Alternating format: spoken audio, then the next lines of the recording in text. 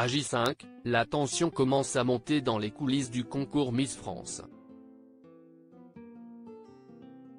Fidèle aux manettes depuis 1995, Jean-Pierre Foucault s'est livré dans les colonnes de Télécable Sat qui paraissent lundi 11 décembre.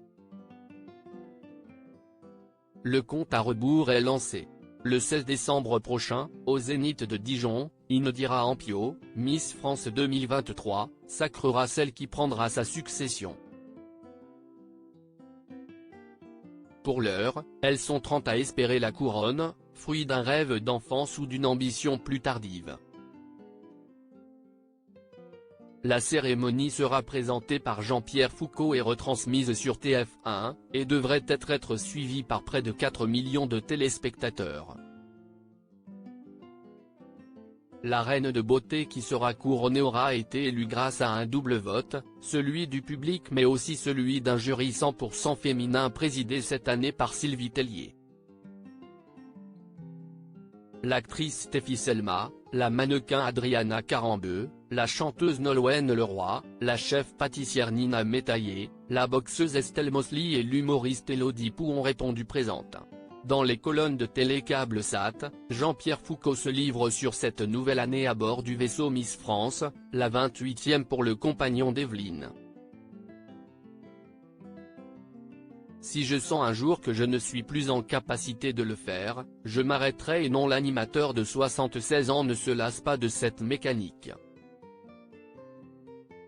Car Miss France lui permet encore de faire son métier et, assure-t-il avec fierté, si est quasiment la dernière émission en direct à la télévision. Celui qui s'était déguisé l'an dernier en Elton John pour une séquence qui restera dans les annales ne pense pas susciter un élan de rejet chez les téléspectateurs. Les Miss et le public même en analyse-t-il. Et si je sens un jour que je ne suis plus en capacité de le faire, je m'arrêterai. Jean-Pierre Foucault serein et heureux donc à quelques jours du concours ? Pleinement. Il faut dire que le concours cette année ne semble guetté par aucune tension, ni aucune polémique. On n'est pas à l'abri. Plaisante-t-il. Il ne croit tout de même pas si bien dire. Si pour l'heure la mer est calme, certaines Miss ont récemment fait les frais de situations dont elles se seraient volontiers passées.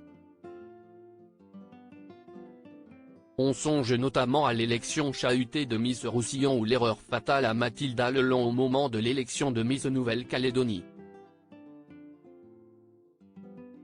Ne reste plus aux candidates qu'à retenir leur souffle pour que rien n'entache cette belle soirée.